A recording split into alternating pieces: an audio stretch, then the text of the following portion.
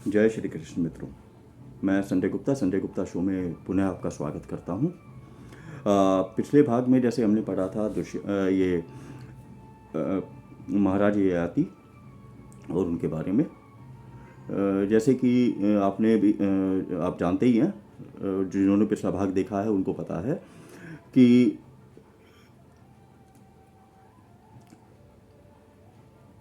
देवयानी जो कि उनकी पत्नी थी, उनके पुत्रों को राजा ना बनाकर, या शर्मिष्ठा के भी उन पुत्रों को राजा ना बनाकर जिन्होंने उनकी आज्ञा का पालन नहीं किया था, उन्होंने पुरु को, जो सबसे छोटा था, पुरु को जो है वो राजा बनाया। तो जब ये बात जनता को पता लगा, और पहले जो राजा होते थे वो जनता के लिए रेस्पॉन्सिबल भी होते थे, और जनता को भी अपने जो प्रजा होती थी उसको एक तरह से अपने परिवार का ही एक सदस्य मानते थे।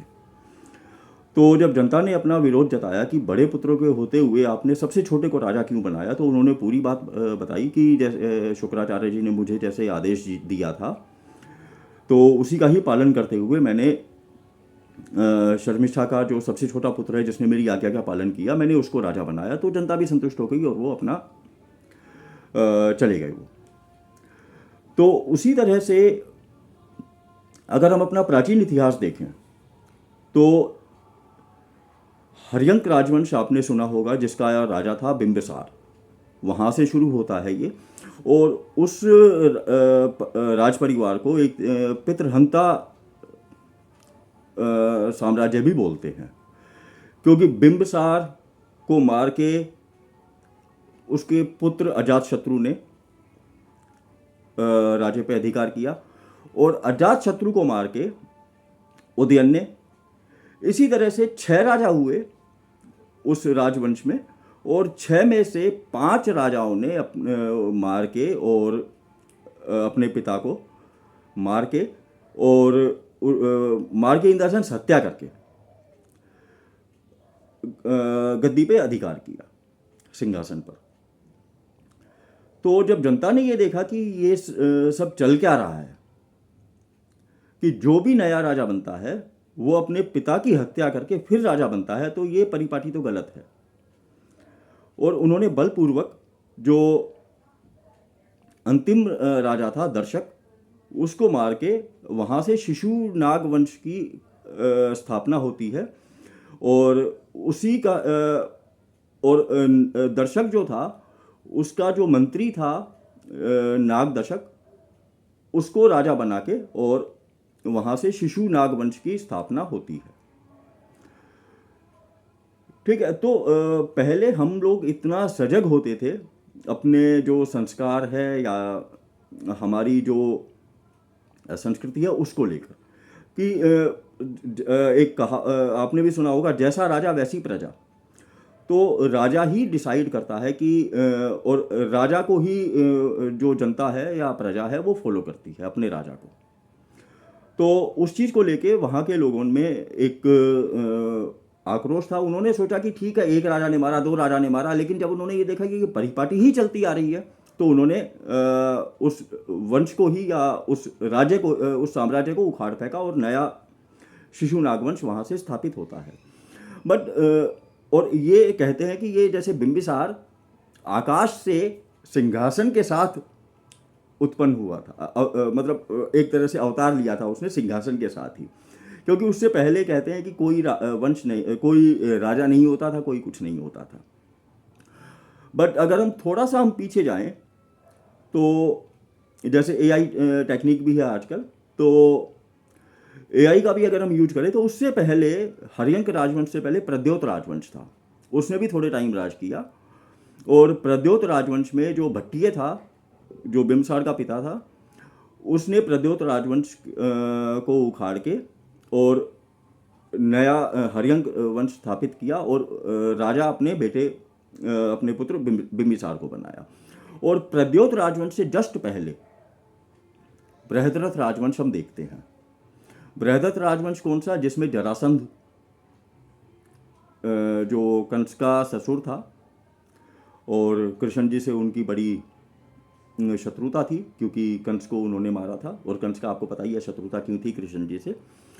तो बड़ी चालाकी से कहें तो इन्होंने प्रद्योत राजवंश को भी नकार दिया, जो वामपंथी इतिहासकार हैं, और ओबियस है कि उन्होंने जो इतिहास लिखा है वो हमारे जो चचा नेहरू थे, बड़े औरतबाज लड़कीबाज थे वो, उनके बारे में भी थोड़ा सा मैं डिस्कस करूंगा मैं, और क्योंकि गुरु है उसका गांधी, तो गांधी के बारे में भी थोड़ा सा मैं डिस्कस करूंगा मैं। तो यदि अगर हम प्रद्योत और बृहदर राजवंश की अगर हम बात करते हैं, और अगर आप आज भी आप देखेंगे मगध में, जो बिहार में अगर आप जाते हैं तो पटना में मगध जो है वहाँ पे जरासंध का अखाड़ा भी है, और वो आर्काइव में लिखा हुआ है। जो एएसआई है उसने एक वहाँ पे इंफॉर्मेशन दी हुई है कि ये जरासंध का अखाड़ा है, बट स्टिल उसको नकारना है, क्योंकि फिर महाभारत को भी और फिर रामायण को भी एक तरह से वो इतिहास मानने की उनकी बाध्यता हो जाती है। तो इसलिए बड़े आराम से, बड़ी चालाकी से जो ये वामपंथी इतिहासकार हैं जो दूसरों के पैसे पे पल रहे हैं, वो साइड लाइन कर देते हैं कि इसके बारे में तो हमें कुछ मिला ही नहीं है। तो और हर्यंक राजवंश से जो मगध इतिहास है उसकी व्याख्या करते हैं आगे। ठीक है। और इसका रीज़न एक और भी है कि हमारा जो पहला शिक्षा मंत्री था वो मदरसा छाप था, और वो भारत का नहीं था, और भारत में तो कोई इस लायक ही नहीं था जो शिक्षा मंत्री बन पाए, इसलिए इंपोर्ट करना पड़ा सऊदी अरब से, और वो भी स्कूलिंग कोई उसकी नहीं थी, मदरसा छाप उसका, मदरसा से पढ़ा हुआ था, और मदरसा वही उसका ज्ञान था। तो अब आप सोच सकते हैं कि किस तरह से हमारी जो शिक्षा नीति है, और सेम ऐसे ही रक्षा नीति में भी उन्होंने हमारे जो चचा नेहरू थे उसने बड़े आराम से एक, जिसके बारे में बोलते हैं कि ये नशा वगैरह भी करता था, कृष्ण मेनन, तो उसको घुसाया था, और आपको पता ही है कि उसके बाद क्या हुआ था 62 में। ठीक है। तो और जैसा गुरु वैसा ही चेला, तो गुरु भी ऐसा ही था। जब देखो, जब ब्रह्मचर्य प्रयोग, और नेहरू के बारे में एक चीज़ और मैं आपको इन्फॉर्म करना चाहूँगा मैं, नेहरू कई बार जेल गया है आज़ादी की लड़ाई में तथाकथित जो उन्होंने की थी, और वहाँ पे बड़े आराम से जो है वो बुक्स वगैरह लिखता था, अपनी ऑटोबायोग्राफी लिखता था, भारत एक खोज, डिस्कवरी ऑफ इंडिया भी उसने लिखी है। और एक बार जेल, और बड़े आराम से पैलेस में रहते थे ये 2-2 साल। एक बार रियल जेल में रहने का मौका मिला 1923 में नाभा में। भाई साहब 10 दिन में त्रस्त होके माफ़ीनामा लिख के, और इधर मोतीलाल नेहरू ने भी जो है वो अंग्रेज़ों से अनुशंसा की उसकी, तो थोड़े दिन जेल में रह के, और इनफैक्ट 10 दिन भी नहीं, एक विद इन ए डे ये नाभा जेल से माफ़ीनामा लिख के ये चले गए थे। और ये आज सावरकर की, वीर सावरकर जो है उनके बारे में बोलते हैं। अगर सोचिए, अगर अंडमान निकोबार में आज सावरकर जिस जेल में रहे थे, अंडमान निकोबार, जो काला पानी की जो सज़ा होती थी, अगर वो उनको भुगतनी पड़ती तो क्या होता, क्योंकि वहाँ तो तेल भी निकालना पड़ता भैया, तेल निकल जाता है इनका, क्योंकि कपड़े तो इनके वहाँ से धुल के आ रहे थे फ्रांस से। तो थोड़ा सा गुरु के बारे में भी बता देता हूँ। जो गांधी थे, ब्रह्मचर्य टेस्ट में कुछ और किया हो या ना किया हो ढंग का, बट ब्रह्मचर्य टेस्ट जरूर इन्होंने बहुत मन लगा के किया है, और रोज ओहो, सुबह अगले दिन ओहो आज तो फेल हो गए। और उसमें मनुबेन का भी नाम आता है। मनुबेन वो है जिसका हरीलाल जो है मनुबेन का पिता था, और महात्मा गांधी का सबसे बड़ा बेटा था, और 8 साल की उम्र में महात्मा गांधी के बड़े बेटे ने उसका बलात्कार किया था, मनुबेन का। और उसके बाद फिर ये गांधी जो है वो ब्रह्मचर्य टेस्ट के नाम पे वो उसको उसके साथ, उसी लड़की के साथ, क्या बोलूँ मैं, शब्द नहीं है, ब्रह्मचर्य प्रयोग करता था, उसके साथ नेकेड, नंगा नहाता था। और इसी उस सब में वो लड़की इतनी फ्रस्ट्रेटेड हो गई, बहुत छोटी आयु में ही उसकी डेथ हो गई। बट ब्रह्मचर्य टेस्ट गांधी को जरूर करना था और वो उसने किया भी।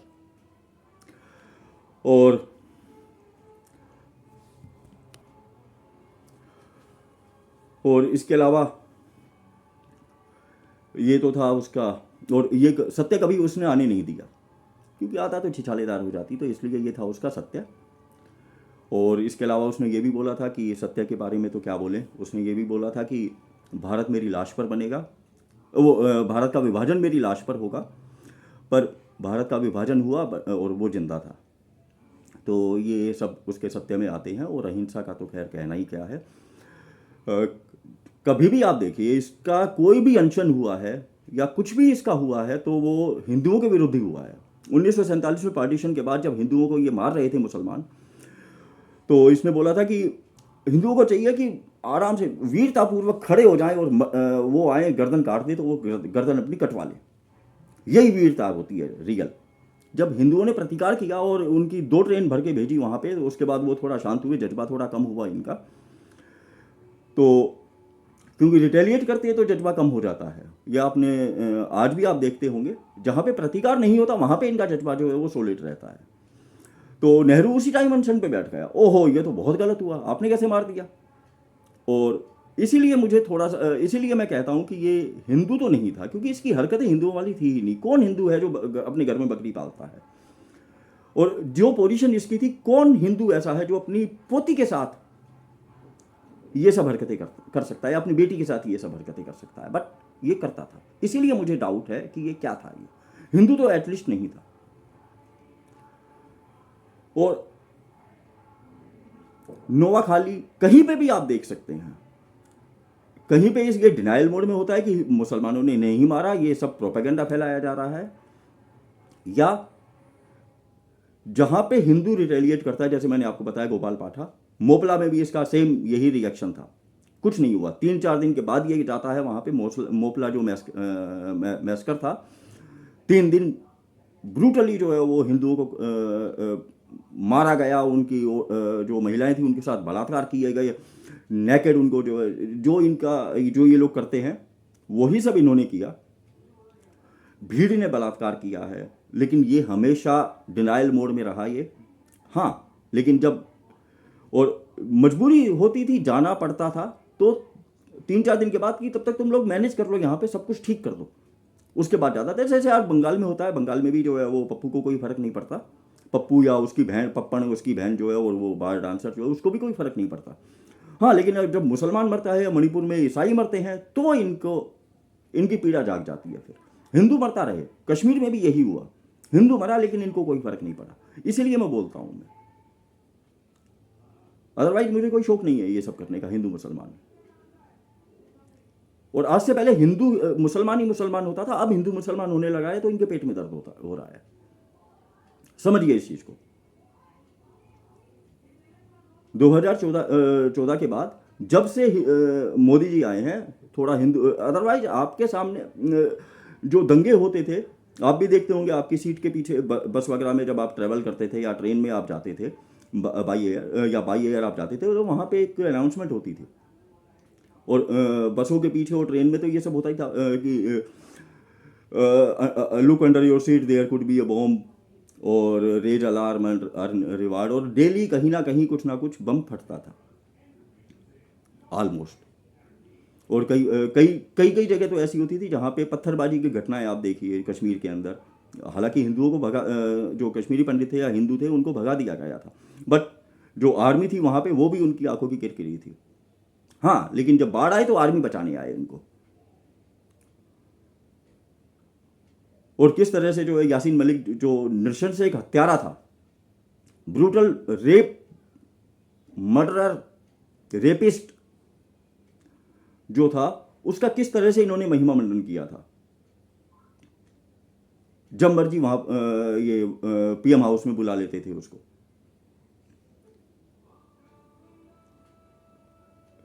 यूनिवर्सिटीज में जा जाके उसने स्पीच दी है अपनी। क्या स्पीच देता था ये, सोच के देखिए। कितना गंदा माहौल और गंद इन्होंने मचा रखा था। अब जब चीजें साफ हो रही है तो इनको मिर्ची लग रही हैं।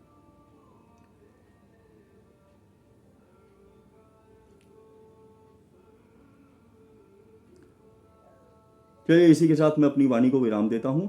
आप अपना विवेक, जब भी आप वोट डालें या कुछ अपना विवेक का इस्तेमाल करें। जय श्री कृष्ण। और अगर वीडियो अच्छा लगा है तो प्लीज़ कृपया इसको लाइक, शेयर और सब्सक्राइब भी कीजिए। और हाँ, एक चीज़ और मैं इसमें ऐड करना चाहूँगा। निक्की मर्डर केस जो जली है अभी, ग्रेटर नोएडा का केस है, आपने सुना होगा।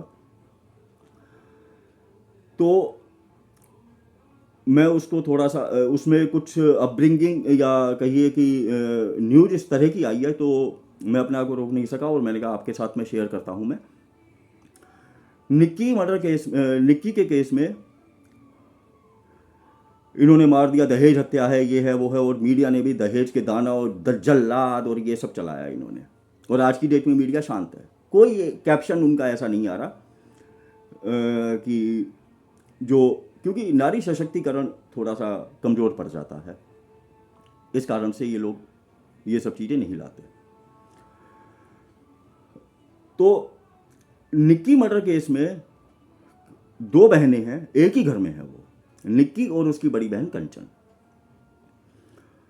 तो भैया एक तो तुमने जो अपनी छोटी बेटी दी है, कंचन बड़ी है, निक्की छोटी है, तो जो छोटी बेटी दी है तुमने, तो बड़ी बेटी खुश है तभी तो आपने दी है, सुखी है तभी तो आपने दी है। अब आप बता रहे हो कि वो दहेज का भी दहेज मांगते थे, 36 लाख रुपए निक्की से मंगवाए। अब भैया 2 बहनें 18-18 लाख मंगवा लेते। गाड़ी भी निक्की से मंगवाई है भैया, एक 36 लाख वहाँ से मंगवा लेते, गाड़ी निक्की से मंगवा लेते, लेकिन नहीं, ऐसा कुछ भी नहीं है, क्योंकि मांगा ही नहीं गया है। ये सब लड़की वाले विक्टिम कार्ड खेल रहे हैं और कुछ भी नहीं है। और इसके अलावा इसकी पोल जब खुलती है, जब पड़ोसियों से बात होती है, पड़ोसी जब बोलते हैं कि जब ये सब इंसिडेंट्स हो रहा था, उसने जो बच्चा है जिसके बारे में बोला जा रहा था कि बच्चे तो झूठ नहीं बोलते, बच्चे से भी झूठ बुलवाया गया है। बच्चा अपने पिता के साथ, जिसके ऊपर आग लगाने का केस चल रहा था, वो बच्चा अपने पिता के साथ गाड़ी धुलवा रहा था उस समय। और अंदर निक्की ने कुछ भी कही है, परिवार में कुछ होगा या कुछ भी होगा हल्का फुल्का, क्योंकि जिस तरह के वीडियो वगैरह आपने देखे होंगे उसमें कहीं भी ऐसा नहीं लग रहा कि भैया इनके ऊपर कोई अन्याय, अत्याचार कुछ ऐसा हो रहा है। तो और पोल जब खुलती है, जब उसकी बहन जो वीडियो बना रही थी, और पहले भी वो वीडियो बना रही थी, जब उसको जब वो सांस बचा रही थी, इनफैक्ट जो जलाने का वीडियो था, जो पहला वीडियो सामने आया था, और पति उसको मार रहा था, ठीक है, तो वहां पे उसकी बहन, बड़ी बहन खड़ी होकर वीडियो बना रही है। वीडियो बनाना बहुत जरूरी है भैया, चाहे जो मर्जी हो जाए, उसके बिना तो जिंदगी खत्म ही हो जाएगी। तो वीडियो बना रही थी वो उस टाइम, और सेम ऐसे ही जब वो आग लगा के जब वो नीचे आई है, तो वो वीडियो बनाते हुए बोल रही है, अरे निक्की तूने ये क्या किया। तो अब आप सोचिए हमारा समाज कितना और कहाँ जा रहा है हमारा समाज। सोशल मीडिया ठीक है, आप यूज करिए, कोई मना नहीं कर रहा, बट एक डिसेंट वे में, एक फेयर वे में। ये नहीं कि आप कोई मर रहा है तब भी आप वीडियो बना रहे हैं। इस वीडियो सिंड्रोम से थोड़ा सा हमें बाहर आने की ज़रूरत है, थोड़ा सा हमें विचार करने की ज़रूरत है, थोड़ा सा हमें सोचने की ज़रूरत है। सोशल मीडिया अच्छी चीज़ है, बट उसको अच्छे वे में यूज किया जाए तो अच्छा है, अदरवाइज तो भस्मासुर है ही। इसी के साथ मैं अपनी वाणी को विराम देता हूँ। जय श्री कृष्ण मित्रों। वीडियो विश्लेषण आपको कैसा लगा? यदि पसंद आए तो कृपया लाइक, शेयर और सब्सक्राइब जरूर करें। जय श्री कृष्ण।